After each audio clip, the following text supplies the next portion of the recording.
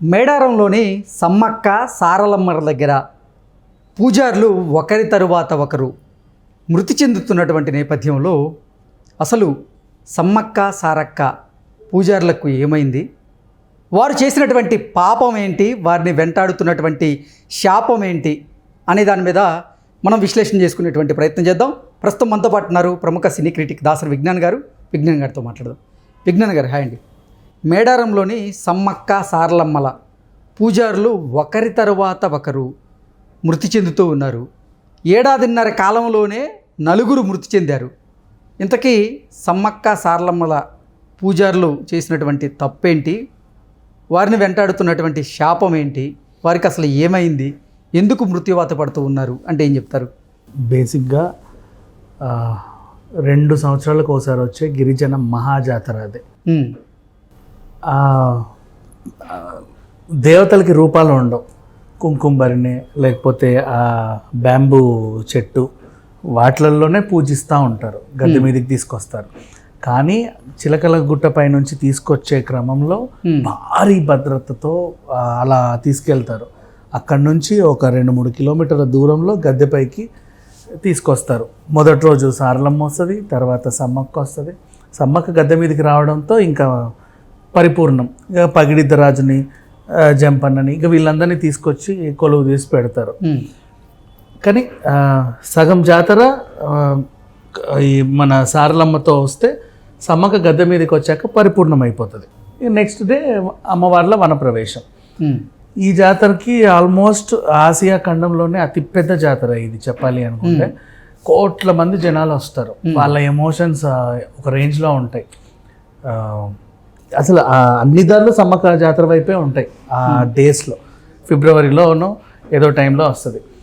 ఇప్పుడేంటి విషయం ఏంటంటే, సమ్మక్క సారక్క జాతర అయిపోయిన కొన్ని రోజులకే ఇప్పుడు పూజారులు, ప్రధాన పూజారులు వరుసగా చనిపోవడం అనేది చాలామంది బాధపడుతున్నారు. గతంలో లక్ష్మణరావు చనిపోయాడు 1.5 ఏళ్ల క్రితం. దాని తర్వాత మొన్న 5 నెలల క్రితం దశరథి చనిపోయాడు. తర్వాత మొన్నే ముత్తయ్య, ఆయన ఎవరు, సమ్మక్క పూజారి. ఇప్పుడేమో కాక సంపత్ సారలమ్మ పూజారి. సో వీళ్ళందరూ వరుసపెట్టి చనిపోవడంతో అనారోగ్యం కారణంగా చనిపోతున్నారు. ఇప్పుడు ఎందుకు వెలుగులోకి వచ్చిందంటే, సమ్మక్క సారక్క అనేవి చాలా పెద్ద ఎమోషన్ అందరికి. పైగా ఆ జాతర పక్కన పెడితే బోనాల టైంలో కూడా మళ్ళీ కలకల్లాడుతుంది. 2 ఏళ్లకోసారి మహాజాతర ఎలా జరుగుద్దో ఇక ప్రతిసారి ఇక బోనాలు రెగ్యులర్ గా జరుగుతాయి. బోనాలు కూడా అక్కడ సందడిగా జరుగుతాయి చాలా. అండ్ మినీ జాతర కూడా జరుగుద్ది 1 ఏడాదికోసారి. ఇలా ప్రసిద్ధికి ఎక్కారు వాళ్ళు. ఇప్పుడు పూజారులు చనిపోగానే చాలామంది ఏమంటున్నారంటే, వీళ్ళు ఏదో పాపం చేశారు అందుకే చనిపోతున్నారు సంథింగ్. అంటే ఇప్పుడు ఈ దేవాదాయ శాఖలో శాంతి అక్రమాలు బయటపడ్డాయి కదా, అక్కడ కూడా ఏదన్నా చేసి ఉంటారేమో. కానీ వనదేవతలు చాలా పవర్ఫుల్ కాబట్టి వీళ్ళ అనారోగ్యంతో ఒకరొకరుగా చనిపోతున్నారు అని ఒక వదంతి బయటకు వస్తుంది. బట్ దాంట్లో వాస్తవం ఏం లేదు. యాక్చువల్లీ ఆయన ఎంత ప్రధాన పూజారి అయినా మనిషే కదా. వాళ్ళు ఉండేది ఎక్కడో గిరిజన తాండాల లోపల.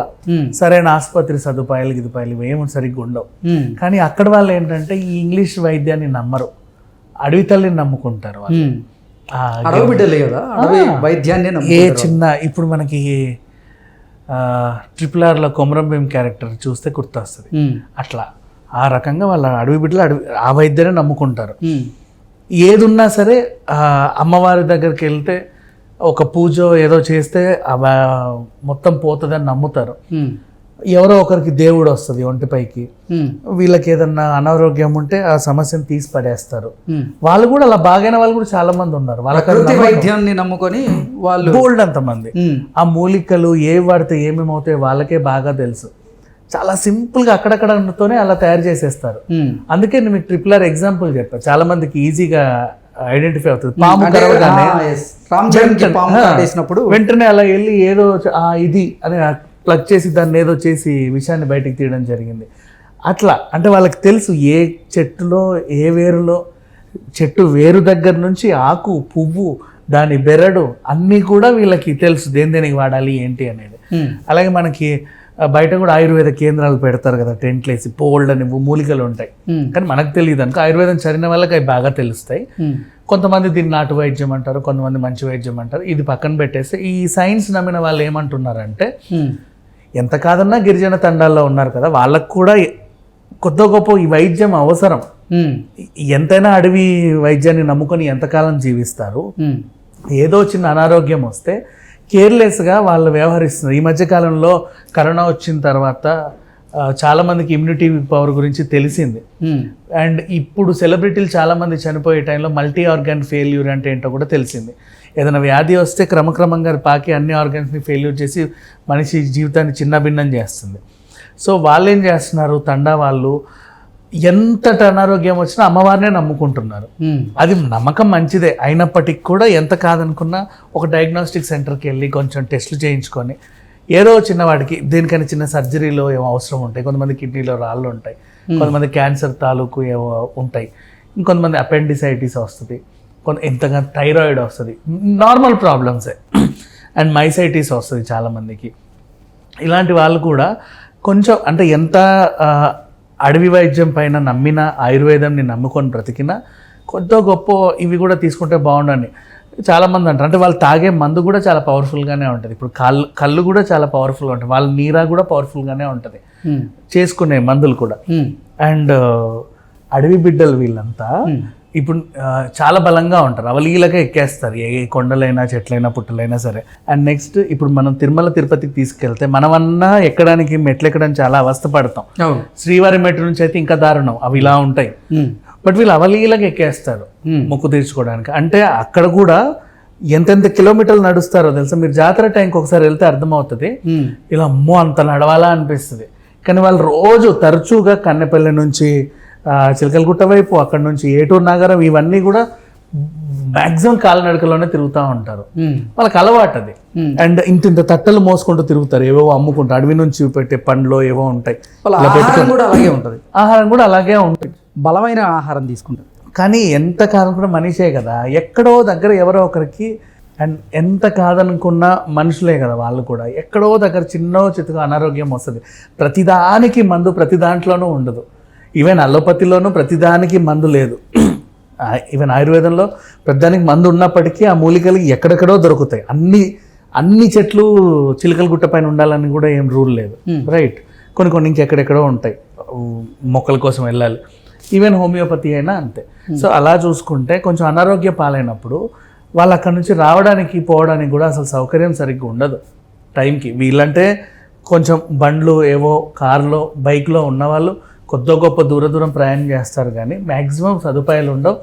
అండ్ అక్కడ అసలు హాస్పిటల్సే ఉండవు మోస్ట్లీ. అండ్ ఇక అడవి బిడ్డలు కాబట్టి మనకి చాలా ఇదనిపిస్తుంది. పైగా ప్రధాన పూజారి ఇప్పుడు ఆయనకు రోజు నిత్యం పూజలు చేస్తూ ఉంటాడు. ఇంకొకటి ఏంటంటే వీళ్ళకి శివసత్తులకైనా సరే ఈ ఆలయ పోచమ్మ తల్లి, పెద్దమ్మ తల్లి ఆలయ పూజారులకి అప్పుడప్పుడు ఉత్సవాలు చేసే టైంలో అమ్మవారికి సమర్పిస్తున్నామని చెప్పి వీళ్ళు అదే పనిగా మద్యం ఇస్తూ ఉంటారు. రకరకాల మద్యం ఇస్తారు. వీళ్ళు కూడా కొంచెం తాగాలి, అంటే మరీ బాటిల్ తాగపోయినా కొంచెం తాగుతారు. అలా దానివల్ల కూడా కొన్ని ప్రాబ్లమ్స్ వస్తూ ఉంటాయి. ప్రతిదానికి వాళ్ళు ఎంత క్లీన్ చేసుకున్నప్పటికీ. అంటే ఏడాదిన్నరలో సమ్మక్క సారలమ్మల దగ్గర పనిచేసేటువంటి పూజారులు ఒకరి తర్వాత ఒకరు చనిపోవడానికి కారణం అనారోగ్య సమస్యలేనా, ఇంకేదన్నా ఇతరత్ర సమస్య? అనారోగ్య సమస్యలే, కానీ జనాలు అనుకున్నట్లుగా వీళ్ళు ఏదో తప్పు చేశారు అందుకే శాపం తగిలింది అలా ఉంది, ఇట్లా అనుకోకూడదు. అండ్ పైగా బోనాల టైంలో ఇలా జరగడం నిజంగా చాలామందికి బాధేస్తుంది. ఎంత కాదనుకున్నా సమ్మక్క సారలమ్మ తల్లి దీవెనలు ఉన్నప్పటికీ కూడా కొద్దో గొప్ప మనకి లోపల మల్టీ ఆర్గానిక్ ఫెయిల్యూర్ అయినప్పుడు కానీ కొన్నింటికి వైద్యం దొరకనప్పుడు కొంచెం సిటీకి వెళ్ళి చేయించుకుంటే పర్లా. ఇంకా వాళ్ళకి అక్కడ అలవాటు పడ్డారు కదా, దాన్ని ఎవరేం చేయలేరు. వీళ్ళనే కదా ఇప్పుడు ప్రధాన పూజారి చనిపోయాడు కాబట్టి మనం మాట్లాడుకుంటున్నాం. ఆ తండలో అనారోగ్య సమస్య బోల్డ్ అంతమంది చనిపోయి ఉంటారు, వాళ్ళకి ఆర్థిక స్తోమత కూడా ఉండదు. ఆ రోగం ఏంటో తెలుసుకోవడం కూడా, అక్కడ దొరికే ఆయుర్వేద మందులు కొనుక్కోవడానికి కూడా స్తోమత లేని వాళ్ళు కూడా చాలా మంది ఉంటారు. మంత్రసాన్ని వచ్చేదో చేస్తే ఆవిడకి 500-1000 ఇవ్వడానికి కూడా వీళ్ళ దగ్గర ఉండాలిగా. అలాంటి వాళ్ళు కూడా చాలా మంది చనిపోతారు. కొండ ఏరియాలో బోల్డ్ అంతమంది ఉన్నారు tribe people. So last time ఏంటంటే కరోనా టైంలో ట్రైబల్స్ కోసం అక్షయ్ కుమార్ ఏం చేశాడు, వాళ్ళకి శానిటరీ నీడ్స్ అవసరం అని చెప్పేసి శానిటరీ ప్యాడ్స్ తయారు చేసే మిషన్స్ అక్కడ పెట్టించాడు ఎక్కడో ట్రైబల్స్కి. ఈ ట్రైబల్స్ కూడా సీతక్క మ్యాక్సిమం చాలా చేసింది. ఈవెన్ ట్రైబల్ యూనివర్సిటీ కూడా తీసుకురావడానికి అక్కడికి తీసుకురావడానికి కూడా మొన్న కృషి చేసింది. ఎంత కృషి చేసినప్పటికీ లోపల ఎక్కడెక్కడో ఉంటారు మనుషులు, అందరూ తెలియదు. ఇప్పుడు మనం ఏజెన్సీ ఏ ప్రాంతాలకు వెళ్ళినా కూడా అవును అక్కడెక్కడో పంచాయతీలు గ్రామాలు ఉన్నట్లు అక్కడ తాండాలు చిన్న తండాలు ఉంటాయి అంతే. 10-20 కుటుంబాలు కలిసి కూడా ఒక ఊర్లో ఉంటాయి. తెలియదు వాళ్ళు, బయటి ప్రపంచానికి వాళ్ళకి తెలియదు, వాళ్ళు అక్కడ ఉంటున్నట్టు మనకి తెలియదు. వాళ్ళకి ఏమైనా అనారోగ్య సమస్యలు వస్తే చూసే వాళ్ళు ఉండరు, అక్కడికి వెళ్ళడానికి రావడానికి రోడ్లు గట్రా కూడా ఉండవు. సో ఎంత పూజారి అయినప్పటికీ ఈయన కూడా మనిషే కాబట్టి కొంచెం అనారోగ్య సమస్యలతోనే పోయాడే తప్పితే ఇతనైనా సరే అంతకుముందు వాళ్ళైనా సరే జనాలు అనుకున్నట్టు మాత్రం ఇలాంటి నిందలు వేయడం చాలా తప్పు. అండ్ అక్కడోళ్ళకి కూడా తెలుసు కదా వాళ్ళు ఏంటి అనేది, ఆ ఊరి వాళ్ళకి కూడా తెలుసు కదా, బయటి ప్రపంచానికి తెలియదు. జస్ట్ వార్త చదవగానే ఏం పాపం చేశాడో అనుకుంటారు, అది చాలా తప్పు. Okay, thank you so much.